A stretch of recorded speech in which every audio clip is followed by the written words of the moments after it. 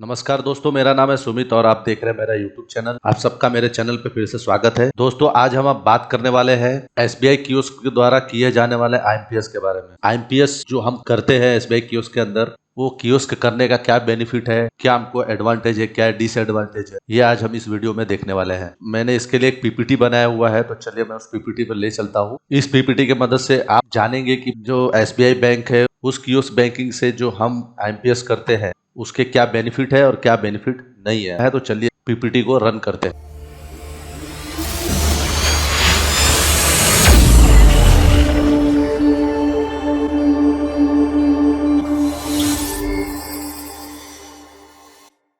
तो सबसे पहले हमारे मन में आता है कि IMPS क्या है। तो हमारे बहुत CSP भाइयों को या बहुत VLE दोस्तों को पता नहीं है कि IMPS क्या होता है। तो IMPS मैं एक छोटा सा ब्रीफिंग कर देता हूँ आपको कि IMPS जो होता है वो फास्ट पेमेंट के लिए एक बहुत ही अच्छा मीडियम है। अगर आपको इंटर बैंक में ट्रांसफर करना हो, इंटर बैंक का मतलब होता है कि आपका जो बैंक है उस बैंक के अलावा दूसरे बैंक में ट्रांसफर करना हो। अगर हम बात करें SBI और वो आपको ट्रांसफर करना है बैंक ऑफ बड़ौदा में, तो वो इंटर बैंक ट्रांसफर होता है। तो उसके लिए आप IMPS को यूज करते हैं। इससे क्या होता है कि आपका पैसे जो ट्रांसफर करने का जो प्रोसेस होता है वो फास्ट होता है। इसको सेंडर के पास रिसीविंग करने वाले यानी जो बेनिफिशियरी है उसका अकाउंट नंबर और IFSC कोड होना जरूरी है। IMPS का पूरा नाम है इमीडिएट पेमेंट सर्विस। तो होप कि आपको फुल फॉर्म इसका पता चल गया। तो हम मूव करते हैं मेन टॉपिक के ऊपर, जो कि SBI कियोस्क के FI पोर्ट करते हैं तो उसके बेनिफिट्स और लिमिट यानी करने के क्या फायदे हैं और उसमें क्या लिमिटेशंस। चलिए हम लोग उसके बारे में डिस्कस करते हैं। तो सबसे पहले हम बात करेंगे बेनिफिट्स। तो सबसे पहला जो बेनिफिट्स है वो है IMPS कमीशन इज। अगर हम इसमें बात करें तो हमारा जो IMPS होता है उसका जो कमीशन आता है हमको हाई मिल कंपेयर टू प्राइवेट एजेंसीज। जो दूसरे एजेंसीज और दूसरे पोर्टल्स होते हैं, कमीशन हम इसमें सबसे ज़्यादा हो। अगर जो CS इसको यूज़ करते होंगे उनको भली बात ही पता होगा कि इसके अंदर कमीशन हाई। दूसरे बेनिफिट्स की बात, तो IMPS का जो चार्ज होता है वो प्राइवेट कंपनी कहीं ज़्यादा कम है। तो अगर आप अपने कियोस्क पोर्टल से किसी भी कस्टमर का 5,000 रुपये ट्रांसफ़र करें तो उसमें आपका जो चार्ज होता है वो 35 रुपीज़। अगर यही आप प्राइवेट पोर्टल से ट्रांसफ़र करते हैं तो उसके अंदर 50 रुपीज़ चार्ज। तो ये एक दूसरा बेनिफिट भी हम देख सकते हैं कि प्राइवेट पोर्टल के IMPS का चार्ज कम। तीसरे पॉइंट की बात, तो इसके अंदर हमको वेरिफिकेशन नहीं करना हो, तो ये 3 रुपये हम इस पे बचा।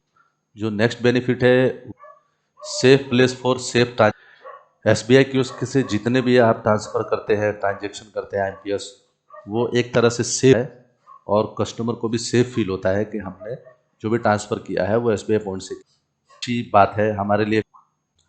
जो फिफ्थ वो ये है कि अगर आप IMPS यूज़ करते हैं, SBI से IMPS यूज़ करते हैं, तो आपको सिर्फ यही पोर्टल यूज़ करना पड़ता है। इसमें आपको कोई भी दूसरा पोर्टल यूज़ नहीं करना पड़ता है और न ही उसके कैश अकाउंट और ट्रांजेक्शन मेंटेन करना। जनरली क्या होता है कि लोग दूसरे कंपनियों का पोर्टल यूज़ करते हैं, प्राइवेट पोर्टल यूज़ करते हैं, तो उसमें भी कैश मेंटेन करना पड़ता है, उसका भी ट्रांजेक्शन रिपोर्ट हमको डे बाय डे चेक। तो वो एक तरह का मिलती है। अगर आप भी इसी पोर्टल से कर रहे हैं SBI कियोस्क से ही, तो आपको सिर्फ ये सिंगल पोर्टल ही यूज, ये बेनिफिट है। जो कि प्राइवेट पोर्टल जो होता है उसको अगर आप सेपरेट ID लेते हैं तो उसके लिए आपको चार्ज पे, और ये जो पोर्टल है इसके अंदर आपको पहले से ही स्टार्ट कर, तो इसके लिए आपको कोई भी ID अलग से लेने की ज़रूरत नहीं पड़ती है और ना ही आपको कोई चार्ज पे कॉस्ट होता है। अगर हम बात करें तो प्राइवेट कंपनियां जो होती है वो आपकी ID कभी भी स्टॉप कर सकती है। अगर किसी केस में आपने उनका पेमेंट की रखी हो या कुछ भी होता है तो उस केस में वो लोग आपका ID बंद कर सकते हैं विदाउट एशन।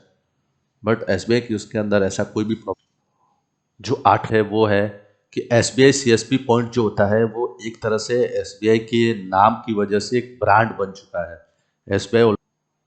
और उसमें भी अगर आप कियोस्क पॉइंट चलाते हैं तो उसकी वजह से पीपल आप पे इजीली बिलीव करते हैं।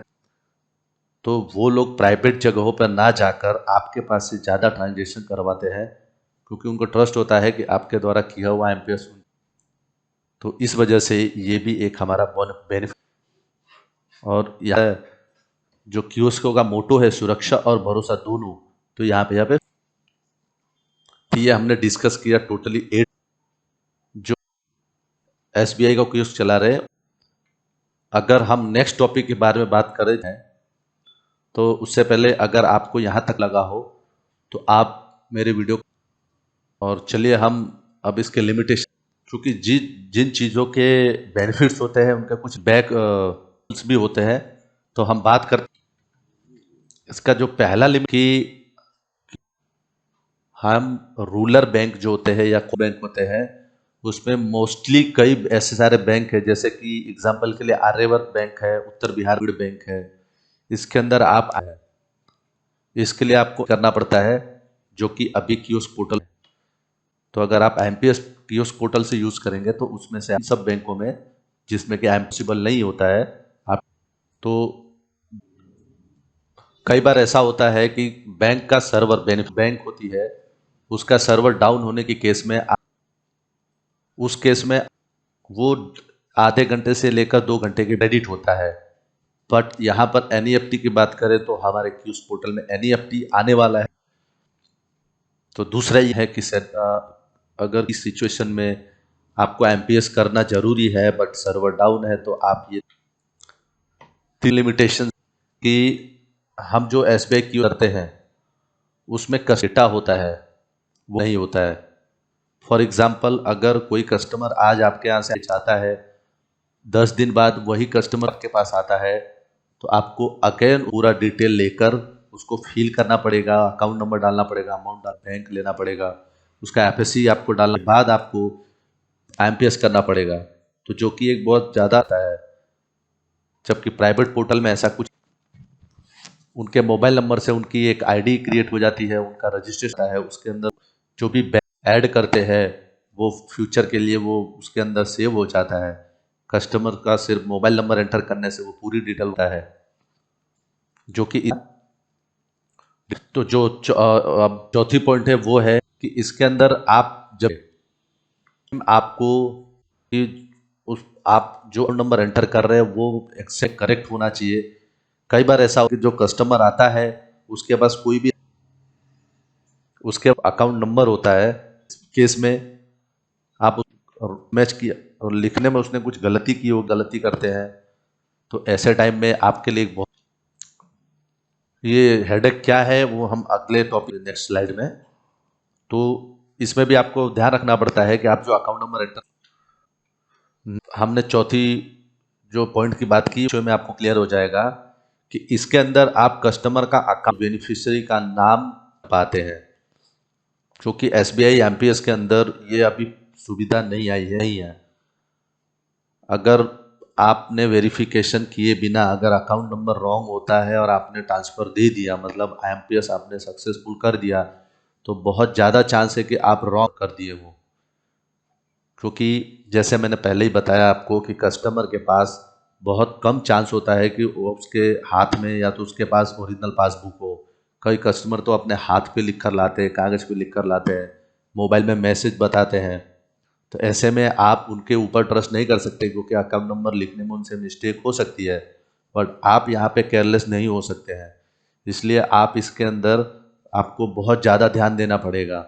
जैसे चौथे में मैंने बताया कि आपको अकाउंट नंबर एंटर करने में परफेक्टली आपको पूरा कॉन्सेंट्रेट करना पड़ेगा कि आप अकाउंट नंबर एंटर करेक्ट करें। और पांचवें में अब जैसा बता रहा हूँ कि इसमें वेरिफिकेशन का कोई भी नामो निशान नहीं है, वेरीफाई किए बिना ही आपको डायरेक्टली उसके अकाउंट नंबर में सेंड करना होता है, तो इसलिए इसमें ज़्यादा चांस है कि आप रॉन्ग अकाउंट में ट्रांसफ़र कर दें। जो छठा पॉइंट है कि इसके अंदर आप होता है, यानी कि अगर आपका किसी कस्टमर के खाते में 5 ज़्यादा अमाउंट ट्रांसफ़र करना हुआ तो आपको के स्लॉट में आपको 20,000 करना पड़ेगा। तो ये क्या हो जाता है कि एक तरह से टाइम कंज्यूमिंग हो जाता है और सीएसपी को बोरियत होने लगता है कि यार एक ही अकाउंट में 5 बार करने का क्या मतलब है, तो टाइम ज़्यादा जाता है। अगर आपकी दुकान पे आपकी ऑफिस पे ज़्यादा भी बोर हो जाएंगे, आप भी घबरा जाएंगे, उतावल करेंगे, पैनिक हो जाएंगे, तो इसमें क्या है कि कर दो। तो इसमें आपको ये प्रॉब्लम्स आएगी कि अगर आपको कस्टमर बोलता है कि मुझे 7,000 रुपये करना है तो आपको पहले 5,000 ट्रांसफ़र देना पड़ेगा, उसके बाद दोबारा से फिर वही प्रोसेस 2000 ट्रांसफ़र देना पड़ेगा। ऐसे करके इसमें 1000 तक का लिमिट होता है, जबकि प्राइवेट है आपको एक ही बार में 25,000 रुपये।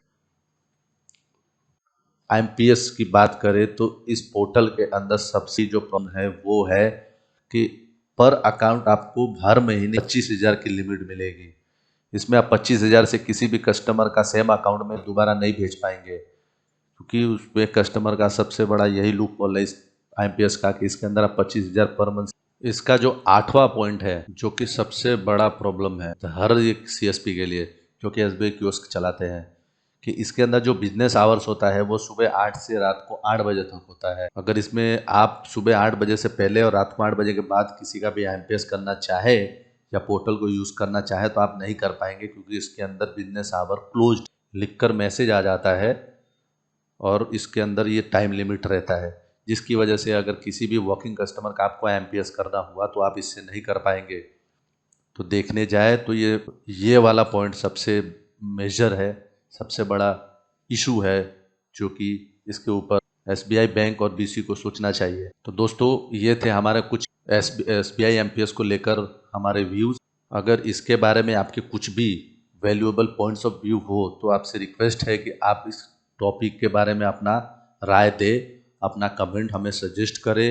अगर कोई भी पॉइंट मेरे से मिस हो गया हो तो आप मुझे कमेंट करके बताएं। और वीडियो देखने के लिए धन्यवाद।